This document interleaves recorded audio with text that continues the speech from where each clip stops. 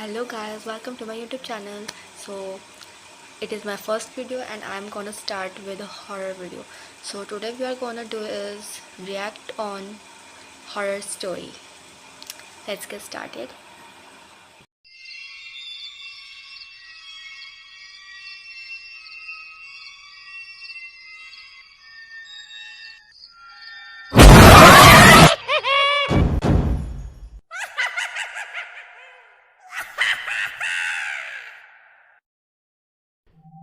इस कहानी के लेखक है संजय कामले। वो थोड़ी जल्दबाजी में ही लिफ्ट के अंदर घुसी और नीचे जाने का बटन दबाया। लिफ्ट में पहले से ही मौजूद पड़ोस वाली दादी ने कहा, अरे अवंतिका, लगता है आज थोड़ी लेट हो गई हो। जी दादी, ऑफिस का प्रोजेक्ट पूरा करते करते कब रात के 2 बज गए पता ही नहीं चला, इसीलिए देर से उठी। उनका फ्लैट 10वीं मंजिल पर होने की वजह से लिफ्ट का ही उपयोग किया करती थी।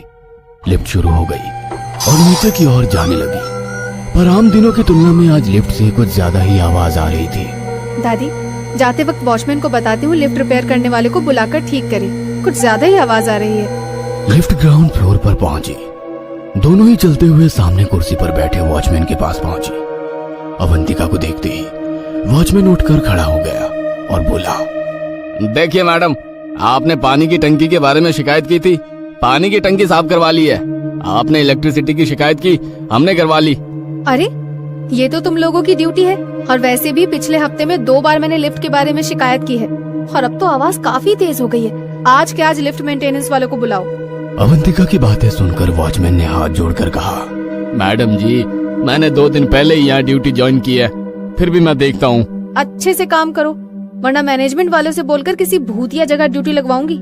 वो चुपचाप हैरान होकर खड़ा रहा। दादी और अवंतिका गेट से बाहर चली गई। अवंतिका अपना ऑफिस का काम करने में मशगूल थी। पूरा दिन ऑफिस का काम करके अवंतिका काफी थक चुकी थी। रात के करीब 10 बजते बजते उसका काम खत्म हो गया। वो अपने ऑफिस के बाहर निकलकर सड़क पर आ गई। सड़क पर गाड़ियों की आवाजाही काफी कम हो चुकी थी। सड़क पर ना कोई ऑटो खड़ा दिखाई दे रहा था, ना कोई बस आती नजर आ रही थी। आधा घंटा बीत गया होगा कि तभी उसे सामने से एक बस आती नजर आई और बस का सफर शुरू हो गया। रात को नींद पूरी ना होने के कारण उसे बस की सीट पर बैठे बैठे नींद आने लगी। कुछ ही देर में बस उसकी अपार्टमेंट के पास पहुंची। वो नीचे उतरी और गेट से अंदर चली गई। उसने वॉचमैन की कुर्सी की तरफ देखा, पर हर रोज की तरह कुर्सी खाली नजर आई। अब गया होगा शराब पीने, इसकी शिकायत करनी ही पड़ेगी। अपने आप से बुदबुदाते हुए वो लिफ्ट के पास पहुंची। लिफ्ट के अंदर जाते हुए वो दरवाजा बंद करने ही वाली थी कि तभी झट से वॉचमैन लिफ्ट के अंदर आया। उसकी इस हरकत से अवंतिका एक पल के लिए सहम गई और एकदम से पीछे हट गई, पर अगले ही पल उसने खुद को संभाल लिया। वॉचमैन ने लिफ्ट का दरवाजा बंद कर लिया और थोड़ा गुस्सैल नजर से अवंतिका की ओर देखने लगा। उसकी हरकत देख अवंतिका बोली, ये क्या बदतमीजी है? जी नहीं, आपने सुबह कहा था ना लिफ्ट ठीक करने को, ठीक करवा ली है। देख लीजिए, वरना मेरी शिकायत करने आप ऊपर तक जाएंगी। तुम तो ऐसे बोल रहे हो, ये काम करके मुझ पर एहसान कर रहे हो। बिल्डिंग मैनेजमेंट ने ये जिम्मेदारी तुम्हें दी है। जी नहीं, मेरा काम निगरानी करना है, फिर भी लोगों को परेशानी ना हो इसलिए अपनी जिम्मेदारी समझकर काम करवा लिया है।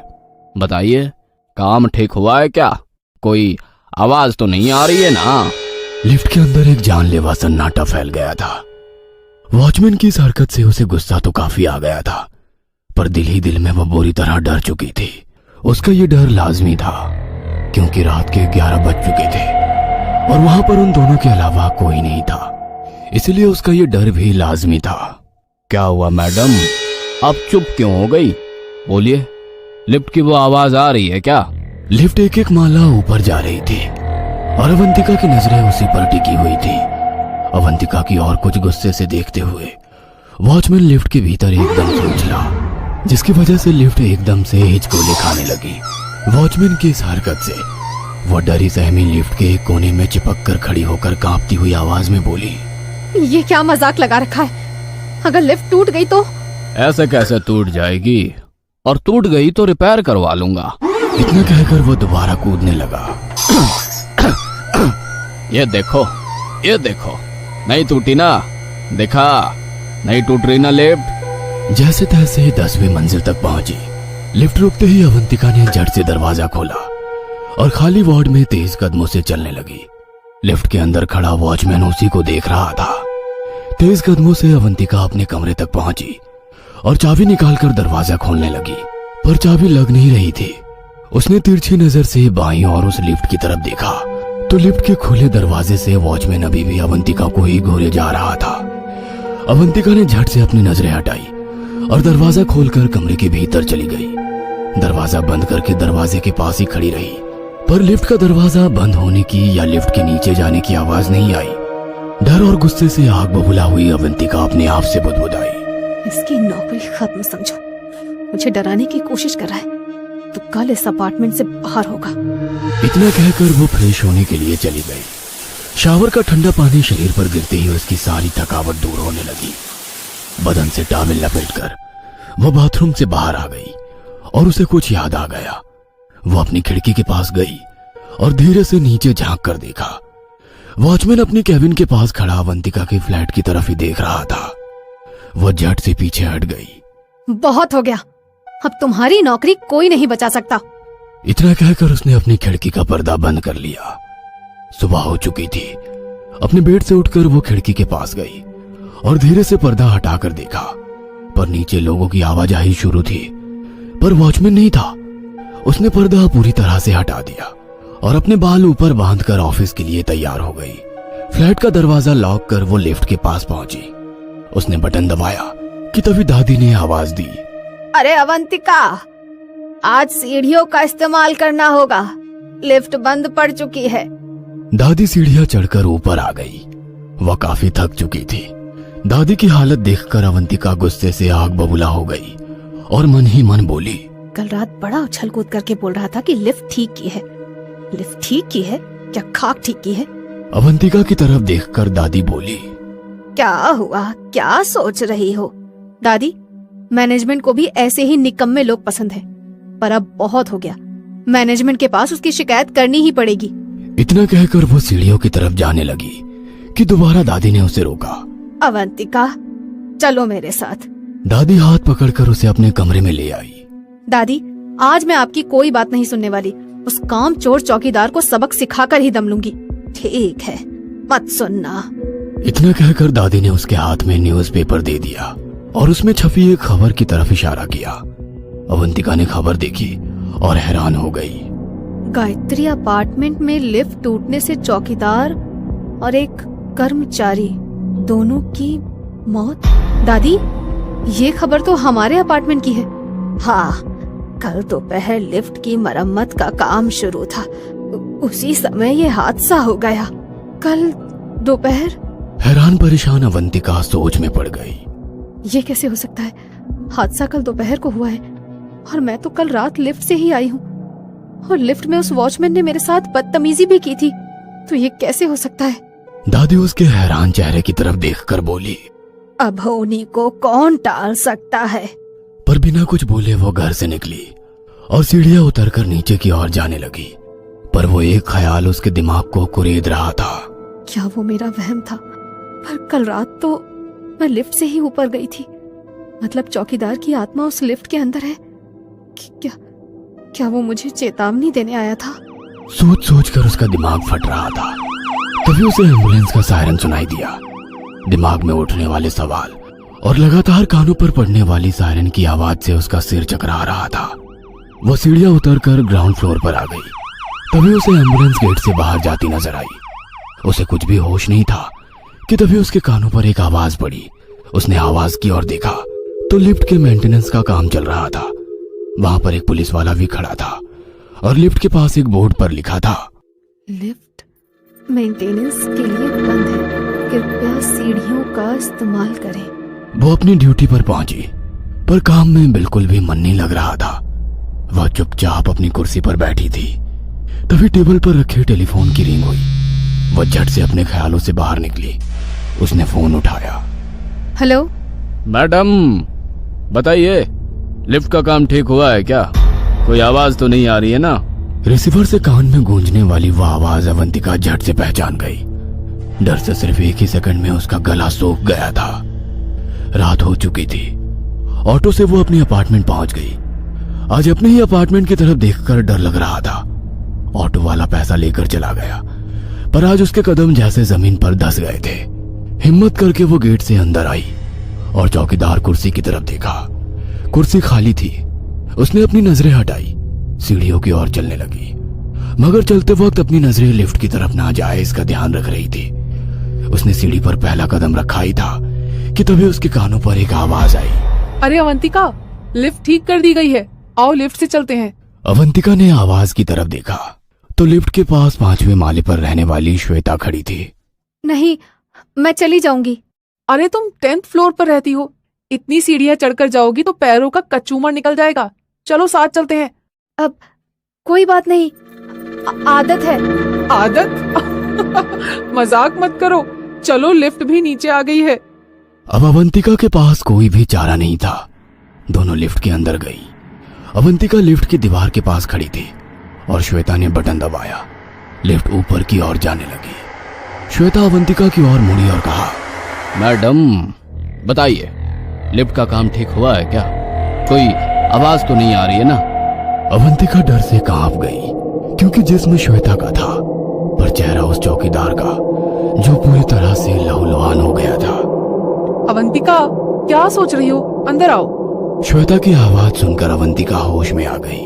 वो अभी भी लिफ्ट के बाहर खड़ी थी। वो लिफ्ट के अंदर चली गई और श्वेता ने लिफ्ट का दरवाजा बंद करके बटन दबाया। अवंतिका उसी की तरफ देख रही थी। लिफ्ट धीरे धीरे ऊपर जाने लगी। श्वेता ने पीछे मुड़कर अवंतिका की तरफ देखकर थोड़ी उदासी भरी आवाज में कहा, पता नहीं यार, इस जगह को क्या हो गया। 2 दिन पहले चौकीदार और मेंटेनेंस कर्मचारी लिफ्ट एक्सीडेंट में मारे गए, और आज सुबह क्या हुआ? मतलब तुम्हें कुछ नहीं पता? नहीं, इसीलिए तो पूछ रही हूँ। आज सुबह हमारे अपार्टमेंट में एम्बुलेंस आई थी, ये तो पता है ना? हाँ पता है, मैं किसी और टेंशन में थी इसीलिए ध्यान नहीं दिया। अरे तुम्हारे फ्लैट के सामने रहने वाली दादी सीढ़ियां चढ़कर 5वें फ्लोर तक आ गई और हार्ट अटैक से सीढ़ियों पर ही गिर पड़ी। हम सब दादी को संभालने की कोशिश कर रहे थे, पर उनकी निगाहें कहीं और टिकी हुई थी।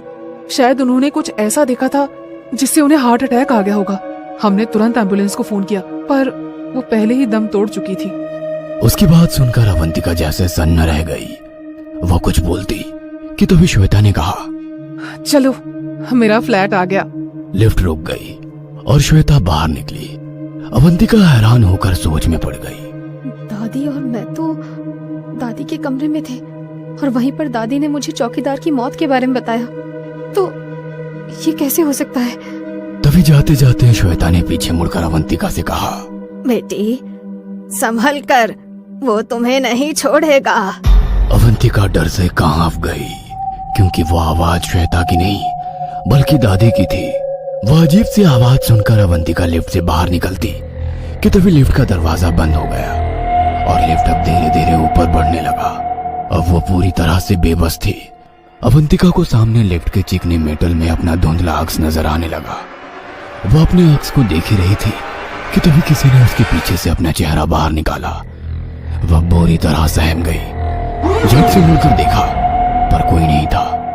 वह इतना डर चुकी थी कि वह बटन दबाकर लिफ्ट को 6ठे फ्लोर पर रोकने लगी, पर लिफ्ट नहीं रुक रही थी। वह लगातार बटन दबाए जा रही थी कि तभी उसे अपने पीछे किसी की आहट महसूस हुई। अवंतिका ने लिफ्ट के बटन दबाना बंद किया। उसने सामने वाली लिफ्ट की मेटल से बनी दीवार में गौर से देखा। उसे केवल अपना ही धुंधला सा अक्स नजर आ रहा था। तो वो आहट, वो मौजूदगी का एहसास, वो अजीब सी हलचल। अवंतिका बुरी तरह डर चुकी थी। अब वो 8वें फ्लोर तक पहुंच गई थी, पर अब भी 2 फ्लोर बाकी थे। वो दरवाजे की तरफ देख रही थी और उसके पीछे वो धुंधली परछाई धीरे धीरे उसकी तरफ बढ़ती महसूस हो रही थी। डर के कारण अवंतिका के जिस्म से पसीना और आंखों से आंसू आने लगे। 9वां फ्लोर गुजर कर अब 10वां फ्लोर आने वाला था और इधर वो अजीब आहट अवंतिका के कानों तक पहुंच चुकी थी। उसके पीछे कोई तो था जिसकी सांसों की ठंडक उसकी गर्दन पर जमा पसीने पर महसूस हो रही थी, और अब वो ठंडक उसके कानों पर महसूस होने लगी। शायद उसके पीछे जो कोई खड़ा था वो बोलने के लिए अपना मुंह खोलता कि तभी 10वां फ्लोर आ गया। 1 सेकंड भी बिना गवाए अवंतिका ने दरवाजा खोलने के लिए बटन दबाया और दरवाजा खोलते ही चौकीदार को दरवाजे के बाहर देख वो लिफ्ट के अंदर ही गिर पड़ी। अरे मैडम क्या हुआ, उठिए, हेलो कोई है? क्या मुसीबत है, आज ही ड्यूटी का पहला दिन था, साला पनौती लग गई। उसे देखते हुए अवंतिका ने गहरी सांस ली और ये कहानी आपको अच्छी लगी हो तो हमें सब्सक्राइब करें, हमारा इंस्टाग्राम और फेसबुक पेज जरूर फॉलो करें। और हाँ दोस्तों, सब्सक्राइब करना भूलना मत।